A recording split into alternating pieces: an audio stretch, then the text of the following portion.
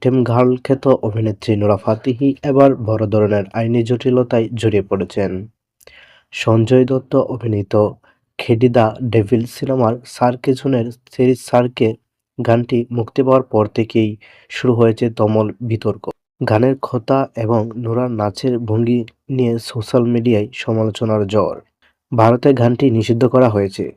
পরিস্থিতি বেগতিক দেখে প্রকাশ্যেই ক্ষমা চেয়েছেন নোরা ফাতেহি। তিনি জানান, প্রায় ৩ বছর আগে কন্নড় ভাষায় গানটির শুটিং হয়েছিল। সে সময় এর বিষয়বস্তু নিয়ে আপত্তিকর কোনো কারণ তিনি খুঁজে পাননি। হিন্দি সংস্করণ সামনে আসার পর গানের কিছু অংশ নোরার কাছেও অস্বস্তিকর মনে হয়েছে বলে তিনি দাবি করেন। অভিনেত্রীর দাবি, গানের বিষয়ে তিনি আপত্তিকর জানালেও নির্মাতা সেটিকে গুরুত্ব দেননি। তবে ক্ষমা চেয়েও পার পাচ্ছেন না এই অভিনেত্রী। ১০ জন আইনজীবীর একটি দল ভারতের স্বরাষ্ট্র মন্ত্রণালয়ে নোরার বিরুদ্ধে একটি অভিযোগ পত্র জমা দেয়।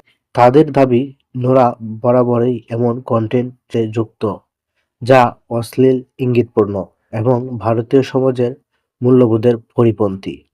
অভিযোগপত্রে আরও উল্লেখ করা হয়েছে, এ ধরনের উপস্থাপনা নারীদের মর্যাদার জন্য অসম্মানজনক এবং তরুণ প্রজন্মের উপর নেতিবাচক প্রভাব ফেলেছে।